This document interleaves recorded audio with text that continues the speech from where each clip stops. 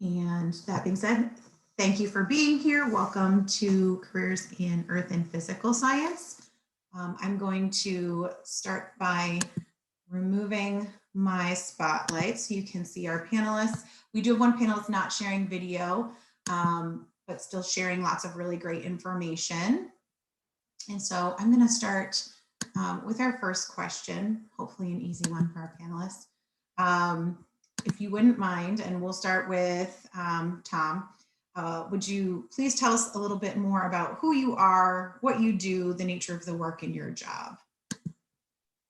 Sure thing. Yeah, I'm Tom Newman. I'm over at NASA Goddard, at least in the before times I was.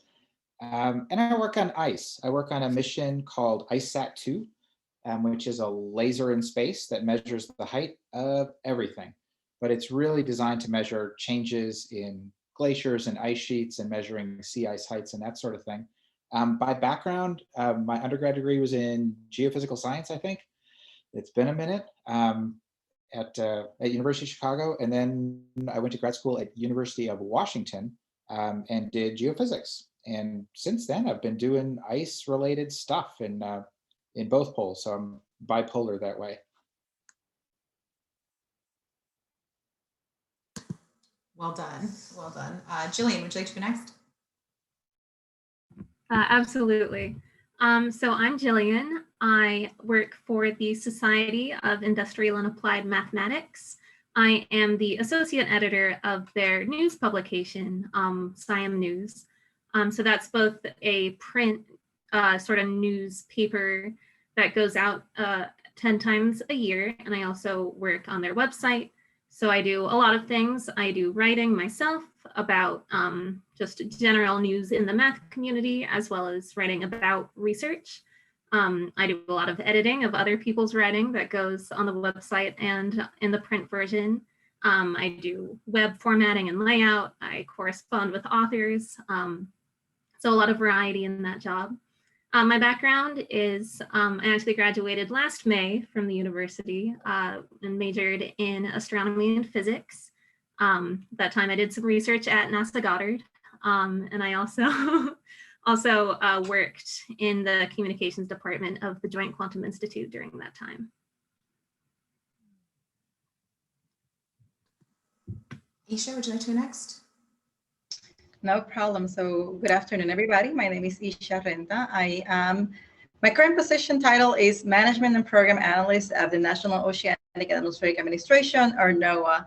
I've been in this position for about 6 months. In here, basically, I am providing support and advice to the Noaa Science Council, any projects within the Noaa Science Council, as well as research and development analysis in terms of the agency in general. At the same time, before this job, which I've been in it for only 6 months, I was a forecaster for the National Weather Service Forecast Office located in Sterling, Virginia.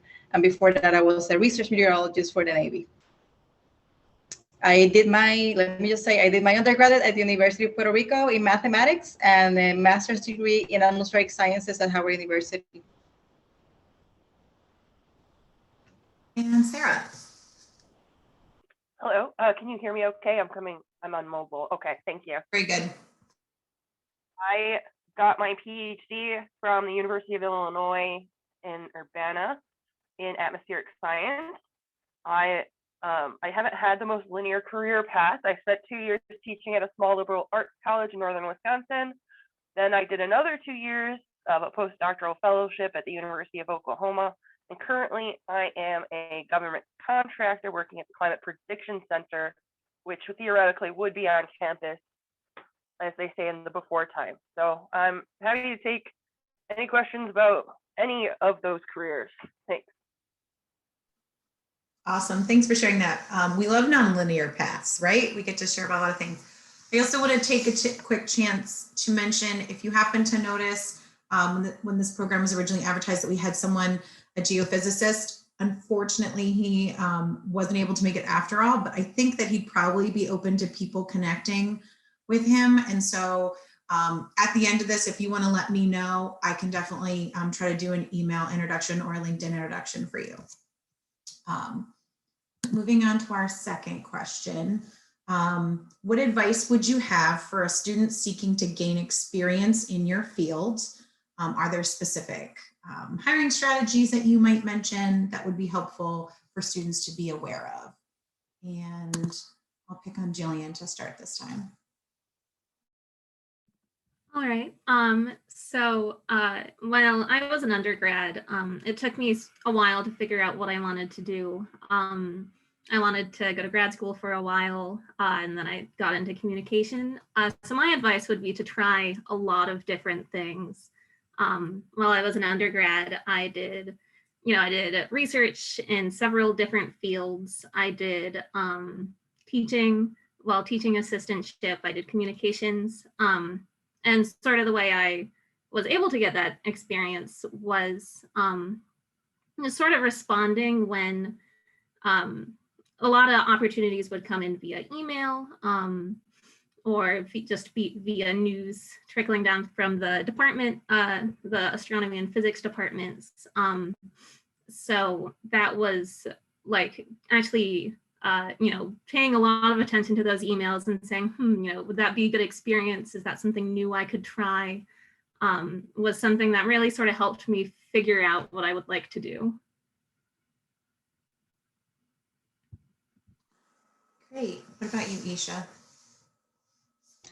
I would say definitely try to get, before you get out of your degree, try to get some kind of experience, let it be volunteer, let it be paid internships, or like throughout the semester.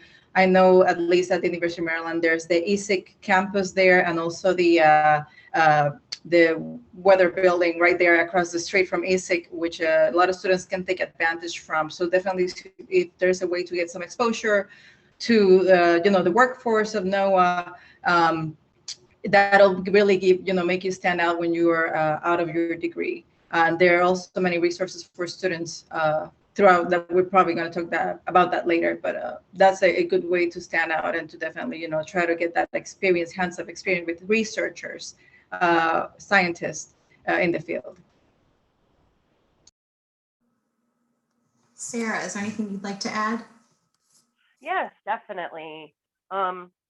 In addition to taking advantage of on-campus opportunities, and I know for a fact I take in a couple of people every summer at the Climate Prediction Center on campus. If you email me, I can probably put you in contact. I'm not sure if they picked everybody yet. There's also volunteer and if you're exceptional, paid internships at the National Weather Service you can take advantage of. Working with professors on undergraduate research projects definitely helps you with your grad school admission. And otherwise, just being really active in your professional organization and clubs on campus is another way to get in contact with a lot of people. Thanks. And Tom? Yeah, that's all really good advice. I mean, similarly to what Jillian was saying, I didn't know what I wanted to do in college either. In fact, I started as a math, actually started as physics and then went to math, and set theory broke me. I loved all the things that had answers, but then when they wanted to talk about whether a set was complete or not, I'm like, I don't even know what you're talking about. So I ended up fleeing for earth sciences, where you could go and measure things, and you're like, hey, there's the right answer here. All those are super good advice. Only thing I was going to add is that it may not seem like it, but most of your faculty are normal people. And it goes a long ways, just like even cold calling, sending somebody a note, just being like, hey, I'm interested in this field. Do you have anything going on this summer or something I can get involved in? Sometimes you'll get shot down, and that's fine. That's just how it is. But I don't know, at least in my experience from talking to folks, it's people are open to that sort of thing. At NASA, we do have, as many other places, have an internship program. This year in particular, it was a little, it wasn't weird, I guess, but there were a lot of applicants. Like we had just a handful open for ISAT-2, and one of them had 600 people apply, which was sort of like, I don't even know how to read 600 applications. But it's totally a thing to just email people and talk to them and go have coffee with somebody and say, hey, what is it like, being in that particular role, or little seminars like this. Yeah, I bounced around and did a lot of different things before I ended up doing polar stuff. I love that last piece of advice, the idea of using like an informational interview to network and meet new people and kind of expand your network of people. So, no question here. I think most fields, if not all fields, have been affected by COVID-19. I mean, this panel has been affected. We're virtual, right? So how do you feel like your field has been affected by COVID-19? What advice would you have for students that are seeking internships or jobs right now in your field, given the uncertainty? And Isha, would you like to start? Yeah, no problem. So yeah, my field obviously has been affected. Like I'm working from home full time, but my previous job at the forecast office actually had to be at my office. I have to show up and provide forecast because I was considered an essential personnel. There are still a lot of opportunities for students right now. They're just virtual. So, definitely seek those opportunities online. Noaa is offering virtual internships. Some of them are paid, some of them are volunteer within the different like forecast offices, but they are still being, you can still do your research from home. I'm not sure about the equipment, if you have the equipment or not, but they'll give you access as much as they can. They will mail you computers. I believe that I've heard that recently, one of the Noaa internships interviews that I had. So, definitely keep looking for those internships opportunities because they are there. They're just being virtual. You may miss that physical part of meeting a lot of people. You'll probably be just meeting with the same group of people that you'll be working with, but the opportunity is there, and that'll still show up in your resume as an experience, and that'll make you stand out somehow. Great, thanks. Sarah? I guess in terms of a competitive edge in getting into jobs in meteorology specifically, if you don't really want to be a TV meteorologist, I definitely recommend at least getting a master's degree. They're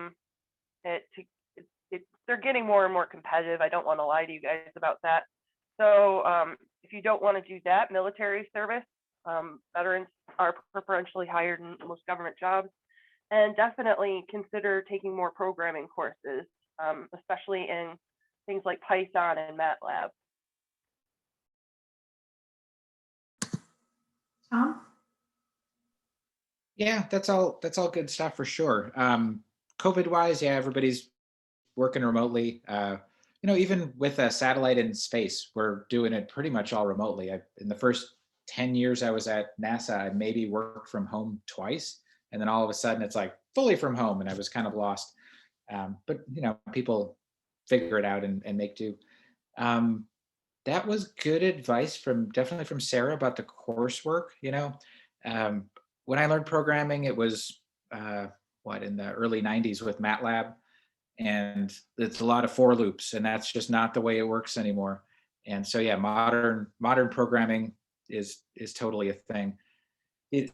These data sets are so big now. It's not the kind of thing that you're just going to download to your local computer easily and you're like, I'm just going to run this climate model. It's like, no, that's not how it works. So getting used to bigger data sets, parallel computing environments, and that sort of thing, it seems to be where earth sciences is going, or sciences are going. I guess that's a plural, are going. That'd be the only other thing I'd throw in. And Jillian, anything you'd like to add? Yeah, I'd say COVID-wise has definitely affected like the field of science communication and science writing. Excuse me. I see like a lot more remote jobs have been opening up, because a lot of science communication and science writing stuff is stuff that can always be done fully remote, like even when COVID is less of an issue in the future. So that's definitely been what I think will turn out to be a long-term impact on the field. And for the summer, I've been seeing like a lot of remote internships are happening from national labs, are having communication internships remote, or publications, or professional organizations. So that's definitely worth checking out. It's really helpful to get a lot of writing examples during an internship. You will, be able to produce a lot of writing samples, which is really helpful in the future if you're searching for a job in communication. Great, thanks. So I think a couple of you touched on this as far as like best places to look for opportunities or what kind of opportunities might be available at your organization. If you have anything to add, please feel free to add that piece. But the real meat of this question is, what impresses you the most when you're hiring someone? You know, what's that thing that really stands out that makes you say, all right, I need to talk to this person, or I need to hire this person? And Sarah, would you like to start? Actually, I've never been in a position where I've had to hire people. I've been on committees within departments when we were doing hiring, and I do know that clarity and ease of communication is definitely important, and it's even more important in STEM because some of the material can be intimidating on its own. So practice public speaking is the best way I could say you could do well in a job interview. Great. Yeah. Tom?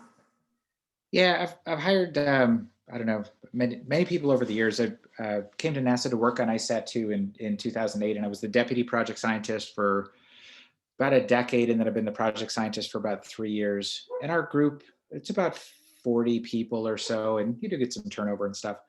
So I did think about this question, and the speaking aspect is a good one, public speaking, as Sarah was talking about.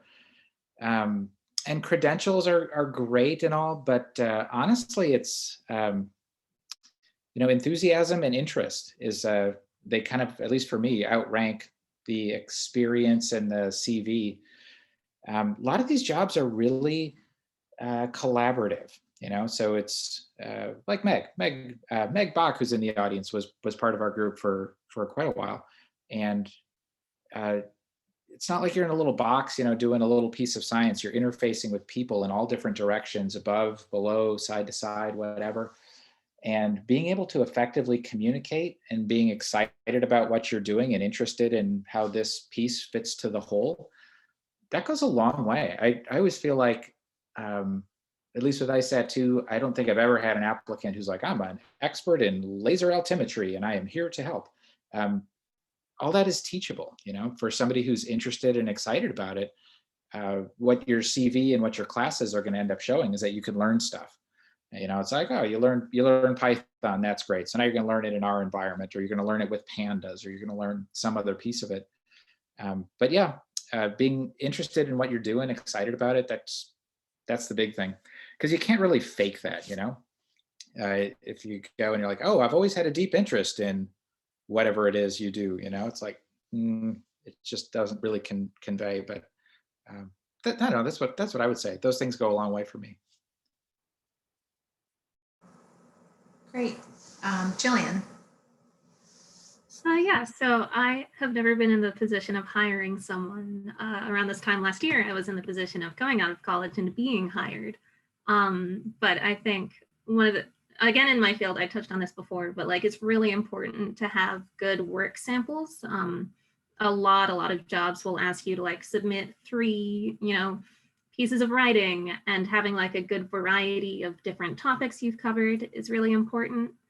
And the other thing I would say is important is having good references. So having several people that can, like, even if they're not really related to the field that you're trying to apply to, even if they can just say like, yes, I've worked with this person, I know, this is their working style, they've accomplished these things, was, I think, really important when I was applying for jobs. And my references were like from all different fields. Like I had my research advisor and people I'd worked with at the Joint Quantum Institute doing communication.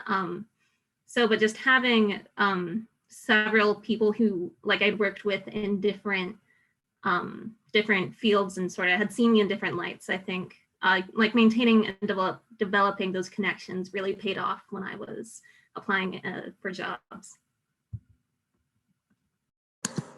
That's great. Isha? Yeah, to follow up on what Jillian was saying, yeah, definitely we need to, seeing not only good reference, but basically in general show that you can have good interpersonal skills. When you're in a job, like what Tom said, you are not working alone. You're always going to be working with people. If you start getting to an internship experience, so you already start like, you know, not being a good coworker, you're already going to start building up a bad reputation from your start. So you really want to, you know, demonstrate that you can have good interpersonal skills. The field of physical science is very small, and things turn around in a way that sometimes you may end up working under or over somebody that you clash at some point. So really, really important to have those interpersonal skills, and that the references can talk about that. And also, one thing I would say, you know, the enthusiasm and the interest and the, you know, willing to learn, even though you may not have the experience in that particular research area. But, you know, I did work in sea ice and I was interested in tropical. So it's like, it wasn't my thing, but I was able to learn about sea ice. But, you know, it was the stepping stone in my career field that nobody can take away from me because I got that experience. So just consider those things when you're applying. Great. And before I ask the next question, I just want to put a reminder out there. I see a few questions are coming through, so we will get to student questions. If you start to think of one that you want asked, or if you want to ask it yourself, just let me know. I'm happy to let you unmute and do that too. We will get to student questions in a moment.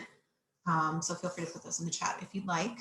But the next one I have prepared, what are some current trends in your industry that students or those applying to get into your industry or field should be aware of? And Tom, would you like to start? Sure, yeah, happy to.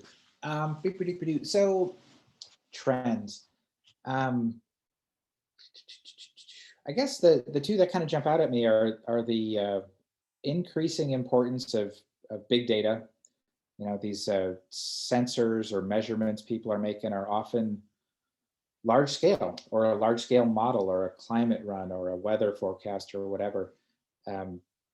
And there's a reason companies like Amazon, you know, are so efficient that it's like you go in and you type and you look for a toaster, and it takes what, a second, and then there's these toasters.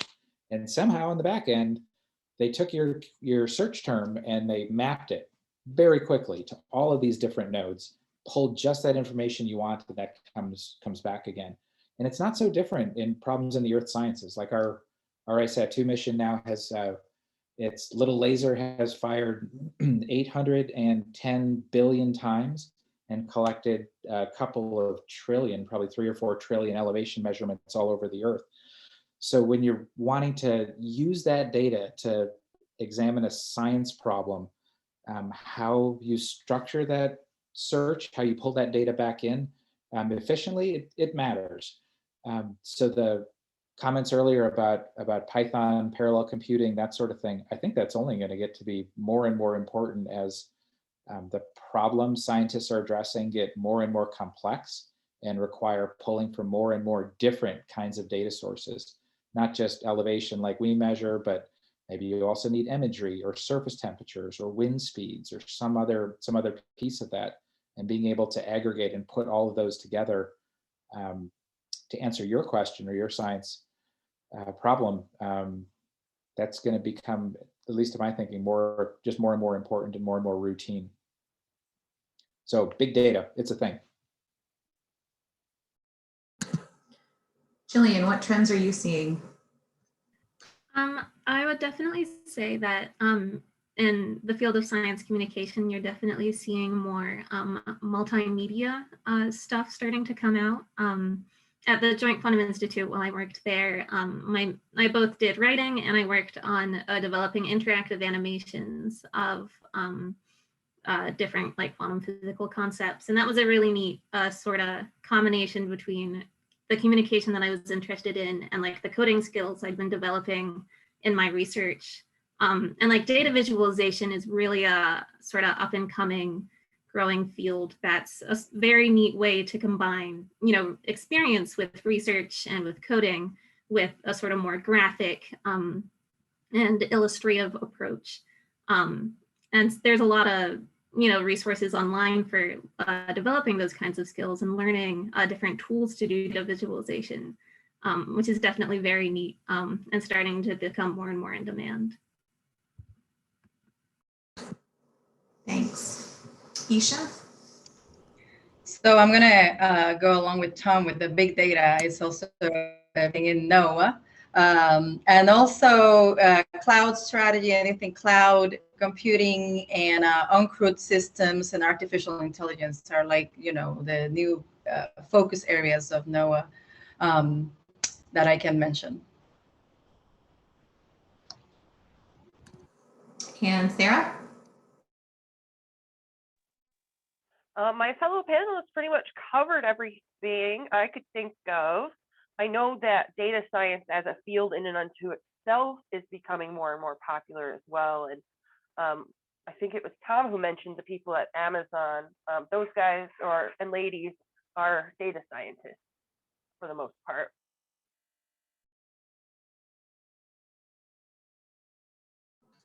Great, thank you. Okay, I'm going to move into some of the student questions now, so the ones that I didn't develop and the ones you didn't get to look at ahead of time. We can keep going in the same rotation, or if you want to just speak up, that's fine too. If it gets too quiet, I'll pick on somebody. But okay, let's see here. First one, what kind of openings are there for newcomers interested in working with Noaa? This has a couple questions. Also, like, are there certain requirements or workforce preferences? Are there internships? What is Noaa like? So that's for the two of you that either work with or indirectly with Noaa. So there's to become like a hire, eventually like on a plan of being hired, there's a pathway program, which is like opening, they have changed the name throughout the past couple of years, but now it's called Pathways. So if you go to USA Jobs and you search for Pathways, and I see Tom nodding, so I guess NASA also uses that, and I think most of the federal government has that. So that's a program where you can start as a recent graduate, and then you have the opportunity to be directly hired. But the Office of Education of Noaa does have like the EPP, Minority Serving Institutions Scholarship or Internship Program, and there's also the Hollings Undergraduate Internship Program. So those are two. I know the forecast office that I worked at, we had a local volunteer internship program. So that's separate from that one. So you can also check in the different, contact somebody that you know from the any Noaa office that you may be interested, and see what kind of program they are using in their local office that you may be interested in joining. I know there were some, I want to give a chance to Sarah to see if she wants to chime in anything. Yeah, so you can uniquely get into some of these positions without actually officially being a federal employee through contracting companies. And that's actually how I came to work at the Climate Prediction Center. So just because you might not get a USA Jobs job right away doesn't mean that you can't work with the great scientists at Noaa through contracting. And I think also at NASA, there are contractors from our company as well there. So any of these interesting government institutions you can get in through contracting as well.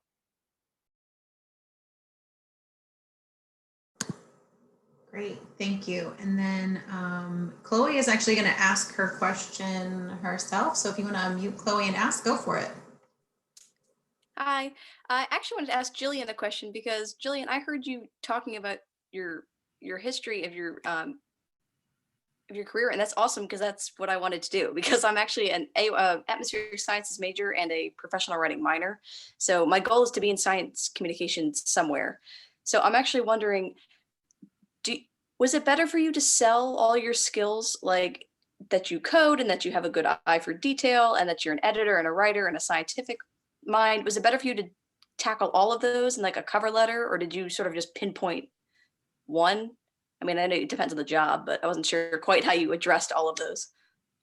I definitely sort of tried to pinpoint more the like writing and editing and communication skills that I had, as opposed to the more sort of research scientific one. And part of that was this job was like the job description seemed a lot more focused on like you'll be doing editing and you'll be doing layout and this and that. So just sort of trying to parse through what, based on the job description, seemed to be they were looking for. But still in my cover letter, I was able to use my experience doing research and doing coding to say, because there's a couple things in the cover letter that I wasn't an expert in or really experienced in at all, like using InDesign to do layout. So I was able to say, you know, I have experience learning new tools and applying them quickly. Okay. You know, here's internships where, you know, I've had to learn how to, you know, use this language really quickly. So even if I wasn't directly saying like, you know, I'm great at coding, still having that experience to draw on just as an example of, you know, your ability to learn was, I think, really important and really helpful. Okay. And sorry, sort of like a follow-up to that, because you mentioned you were a TA, and I actually did that too. And I'm trying to figure out, did you use that to show that you were able to put scientific language in a clearer way? Did you draw on that at all, or did you stick to your editing? I certainly mentioned that. I mean, it was on my, I had it on my resume, and Right. in the description, the focus was less on, you know, grading and whatever. Right. It was more on, you know, I planned out lessons to, you know, explain these topics to, you know, people who weren't physics majors. Here's how this experience, you know, trying to explain concepts that I'm familiar with in, you know, to people who are not as familiar with, is very, very applicable to science writing. So that was definitely another good experience to have on my resume. Okay, cool, great, thank you. Absolutely. All right. So we have a question here. What has been one of the most difficult parts of finding jobs that matched your interest? And I know for those that might have job searched more recently, that might be an easier question to tackle. But you know, maybe another way to look at it is, in addition to what might be the most difficult part of finding the job, what are some ways that made it easier? And whoever wants to jump in may jump in first.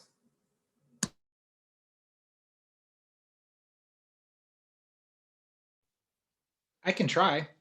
Once I finished grad school, I still wasn't sure what I wanted to be when I grew up, right? So I was like, I don't know what I'm going to do. But what I knew how to do was to do research and to write papers, and I learned how to write proposals. And so I did the soft money science thing for about 8 years or so. Is that right? A little less, 7 years. I was at the University of Vermont at the time, and yeah, it was interesting, you know, because you get really good at writing proposals because that's how you get all of your funding. But it's also perilous because if you write lousy proposals or just, hey, it was really competitive, you know, they only picked 3 proposals out of these 30 of them and yours wasn't. Yeah, so then you would be trying to piece together other projects, other funding to kind of keep going. And that part was hard, and I wouldn't really recommend it to anybody. I still don't know what I want to do when I grow up, but for now I'm doing things at NASA, and it's fun, and I get to work with really cool people. So I don't actually have any sage advice at all. That was the conclusion of that whole couple of minute thing. So I'll just be quiet. I don't know if I have sage advice. Oh, sorry to interrupt. I don't know if I have what you would call sage advice, but I got hired at Innovim, which is my contracting company, to work for CPC just last year.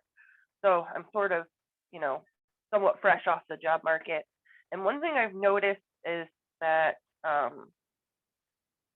patience and timing and connections can make a difference when there's the hundreds of applicants coming in. So don't be shy about going to conferences or and talking to the speakers at the conferences. They love it. I've never met a scientist that didn't like when they got questions from younger people after. And you can build good connections like that. And I would also say, if you finish your graduate degree and you don't know what you want to do just yet, and you don't want to go Tom's route, consider postdoctoral fellowships. And that's all I've got then. One thing I wanted to mention is that applying for federal jobs directly can take a long time. When I finished grad school, it was about the time there was hiring freezes, and there were very minimum hirings. I kept applying to Noaa, and I was not being called, not even for the interview. I did get a job at the Navy, which put my steps in as a federal employee. And you have to understand that working for the federal government, there's kind of like a hierarchy on how they hire people. Once you step into the federal government, then if you want to move to another agency, it's considered a transfer. So when I kept applying to Noaa, I then was transferred from the Navy to Noaa as from a research meteorologist to a forecaster. So that was kind of like a stepping stone in my career to like, oh, wait, I cannot go straight to Noaa, but I could probably try to get a federal job and then try to keep applying to the job that I really want to do. And that's what helped. So yeah, be patient with the federal government, but like what Sarah said, being a contractor will also give you that exposure to the people of that agency. So that's really good. I work with a lot of contractors. So yeah, be patient is a good way to put it.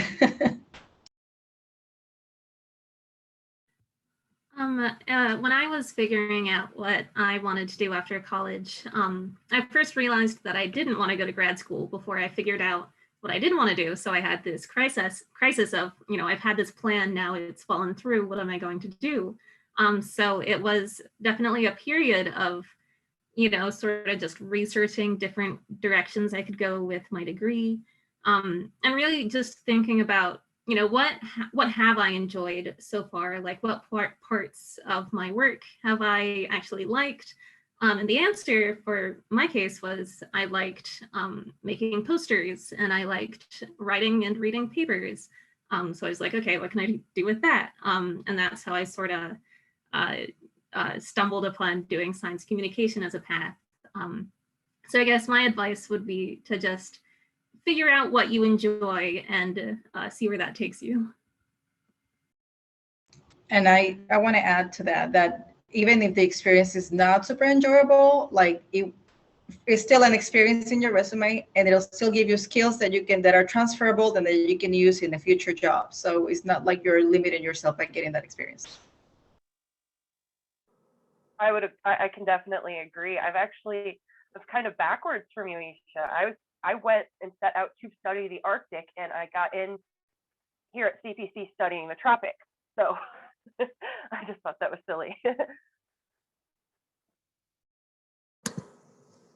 Okay, a couple of you mentioned big data. Are there any potential certifications for big data that you think employers look for or that might be useful in your field?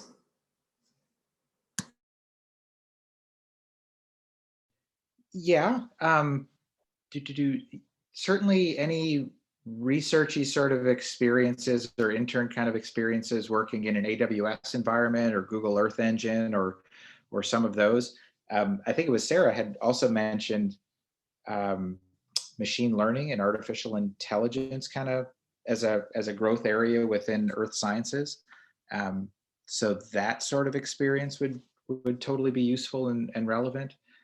And the other piece that I'd want to nod vigorously to is the comments about working with contracting companies. At Goddard, I'm going to get the numbers wrong, Megan. Hopefully you're on mute so you don't correct me. I think the ratio between civil servants and contractors is about 1 to 10 or 1 to 20 or so. Within earth sciences, we have something like 1,000 people, about 150 of whom are civil servants, thereabouts. So working with a contracting company, and I do see that little thing in the chat, it can be a great way to pick up some of those skills, have some broadening experience, working with a big group and developing those networking skills, communication skills. That's all good stuff. To chime in on the question about the big data, GIS and also programming, like those are skills that will be much needed so if you know a programming language, it's a matter of learning a new one because it's kind of like the same concept. So if you know one, that's a good thing. And then yeah, definitely GIS. Great. if you could speak to how competitive internships are at your respective organizations, if you're aware, of course, but how competitive those are, and do you feel like it's reasonable for freshmen and sophomores to apply, or should they wait until they have more experience? I could try that one because we're in the midst of hiring interns right now. At least through the NASA intern program, you can choose what experience level you're looking for. And some of them are appropriate for high school, absolutely, all the way up to grad students, folks who are in master's and PhD programs. Most often we end up, at least in our group, hiring college age, freshman, junior, senior, whatever.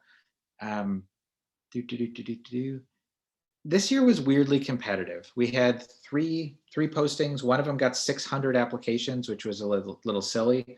One of them got 80 and one of them got about 30. More typically in years past, it would be sort of 20 or so. So it was, you had, as a person sifting through all those, you could actually read their cover letters and look at, what coursework had they done a lot of or not so much of, and that sort of thing. With 600, or I don't know, anytime you're up above like 50, it's really hard to get personal attention to each one of those.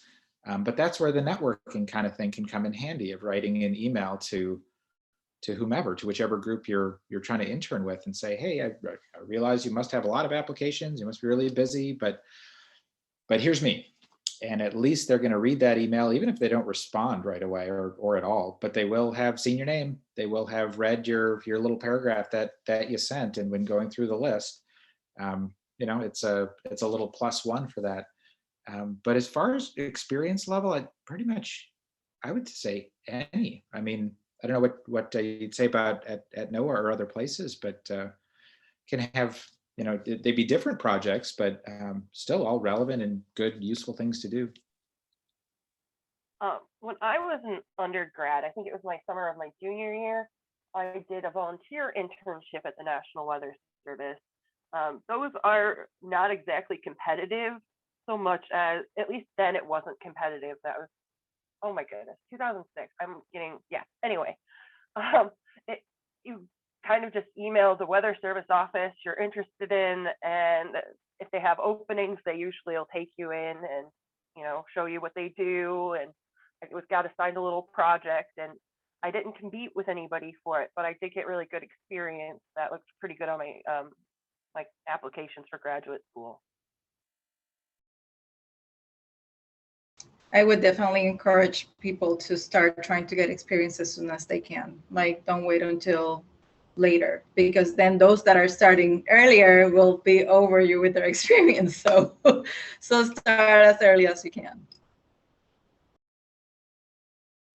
Yeah, I would say for doing science communication, there are definitely some really, really competitive internships out there. Like if you're trying to work with NPR for the summer, you're going to have a really hard time. But a great place to start is just seeing if any of the communication departments, like at your university, can take a summer student, or even someone part-time, just to start getting that experience. And like I said before, getting those work examples is going to be so beneficial down the road. And there's a lot of communication departments and universities, across each different academic department. There's often at least 1 or 2 people who would at least be happy to have a conversation about your goals, and if they would be able to take you on for the summer. Also, I don't know if these qualify as internships per se. I just didn't want to forget to mention REUs, or research experience for undergraduates. They often have semester-long or summer programs. So just do a good Google search. Lots of people do those, and it's a great way to get some experience similar to an internship. Good one, Sarah. And actually, I had one of those, or I applied for one of those after my junior year, and I didn't get it. Bummer. But the group I had applied to at University of Wisconsin-Milwaukee, they needed a lab tech for the summer and somebody to help process samples and that sort of thing. So I wasn't part of like the REU cohort, but it was a lab experience, and working with a different group, studying sedimentation in the Great Lakes, which is not something I otherwise would have done. So I'd total thumbs up for applying for RUs. And to follow up on that, I really recommend visiting like associations or society websites like the AMS, American Meteorological Society, or the National Weather Association. Like sometimes they promote university or research centers or like government, like internships and student research opportunities. So check those websites as well.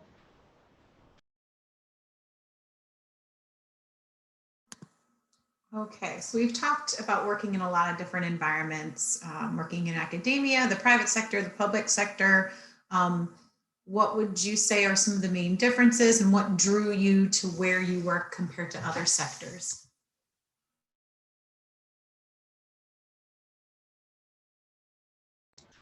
All right, I'll start. At least for me, it was service. I felt a call for like meteorology and weather at a very early age, and I was very focused into being a meteorologist. So as I grew into my college years and I learned about Noaa and the Weather Service, and I was like, I put my eyes on that, and I just like, that was my target. So I felt I like public service. So I felt that, you know, using science to be a public servant really was a great way for me to do both things that I really like, enjoy the science and also serving the community.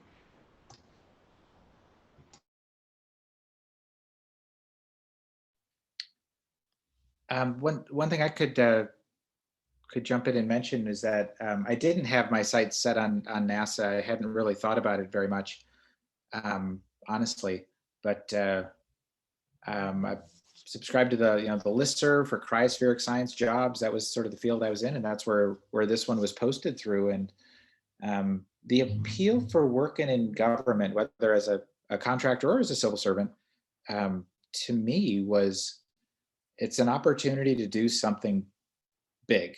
It's if you're at a university, often those are 3 to 5 year projects. You write a proposal to NASA or to NSF, and you do your research or your dissertation or what have you.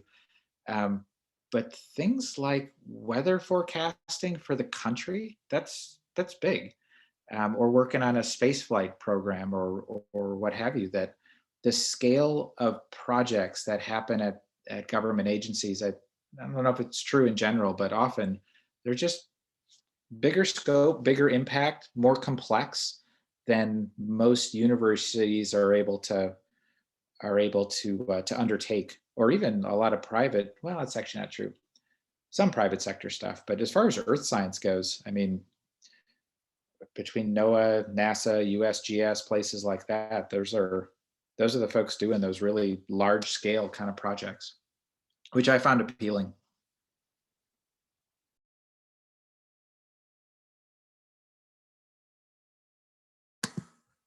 Great. So you mentioned, a few of you mentioned programming and how that can be helpful. If someone is not a fan of programming, either doesn't like it, afraid to get into it, whatever it is, does that mean that earth science is not for them? Are there ways to do that and not be a big programmer?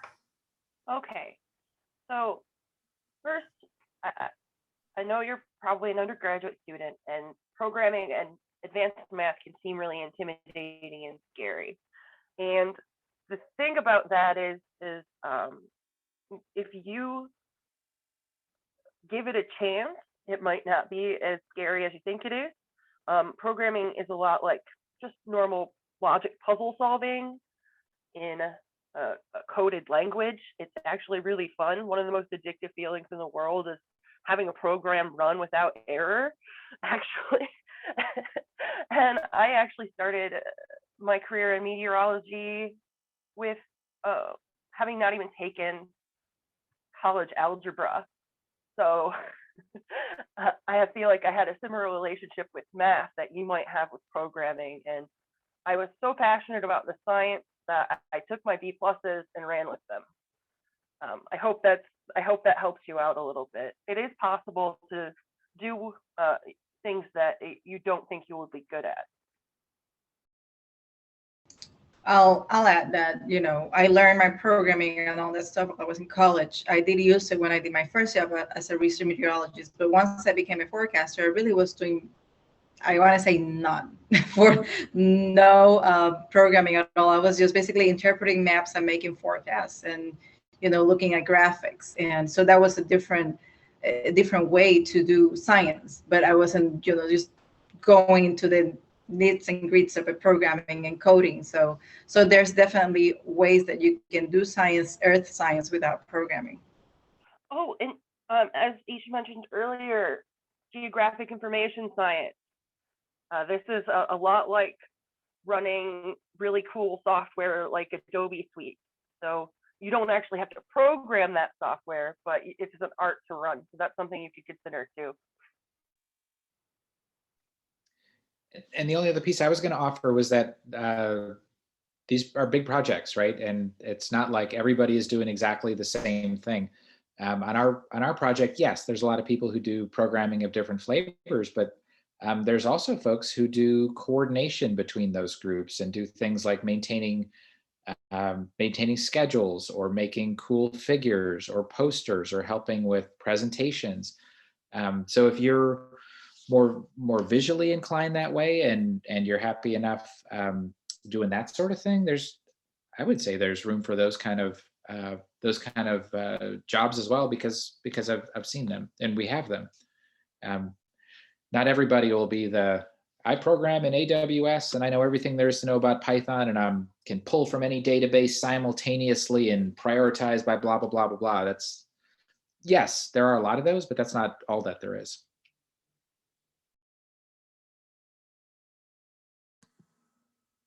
I want to thank you for that question. I think that was probably a hard question to ask. So thank you for asking it in the chat, because I think it was an important answer to hear. We are getting close to 6 o'clock, and so I want to be mindful of our panelists' time. I do want to ask one short final question. Is there any last piece of advice or thing that you came in thinking you were going to tell our students today that we didn't get to? It's okay if the answer is no. I'll just say, give 110% to any opportunity that you may get. Have those good interpersonal relationships and just, enjoy the journey, because the career, once you get into the career field, it's just a journey and you don't know when you're going to end. Just enjoy it. I would say that while I was an undergraduate, I had like a real obsession with like grades and with, as good a GPA as possible. And then when I was actually applying to jobs, what ended up really mattering is the stuff I did sort of outside of the classroom and, the jobs and the internships. And so, if I could go back and talk to myself, sophomore year, I would tell myself to, chill out a little bit. I caused myself a lot of unnecessary stress by being obsessed with perfect grades when that ended up not mattering nearly as much as some of the other stuff I was doing. Yeah, those are both really good pieces of advice. I think that nobody's going to care 5 years after you're out of undergrad what your GPA was, and it's not going to matter if it was 3.9 or was it 3.6 or was it 2.8. End of the day is, can you do this job? Are you excited about it? Are you enthusiastic? Are you willing to, work with members of your team and communicate effectively? And I thought Isha's advice was great, to just go for it. Just whatever opportunity presents, just try your best, show up every day, and take what you can from it. Yeah, you never know where it's going to lead. If somebody had told me, even a few years before I started working at NASA, that like 5 years from now, you're going to be a deputy project scientist at NASA, I'd be like, you're crazy, not interested. What do I know?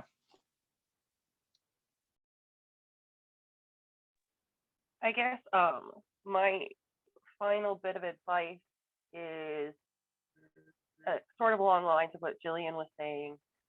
And don't let fear of failure stop you from trying. Another one people keep throwing around lately is don't let perfect be the enemy of good enough. So reach out, try things that you think you might not win at.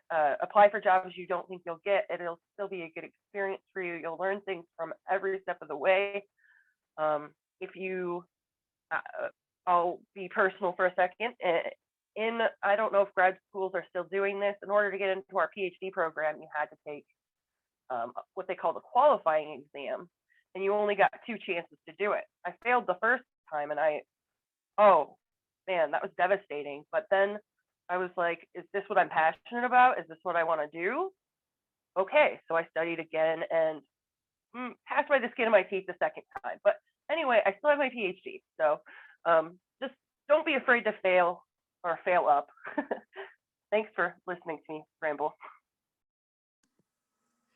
Thank you. For those that didn't get a chance to sign in, if you would do that real quick, Jeffrey, stuck that in the chat. And for everyone here, if you wouldn't mind joining me in thanking our panelists virtually. If we have like a little virtual round of applause, you can shoot reactions if you want to. But thank you to everyone who joined us today, both panelists and students and attendees and those that ask questions. I know I learned a lot to take into appointments with students. So thank you so much, all of you, for being here. Have a good night. Thank you for having us.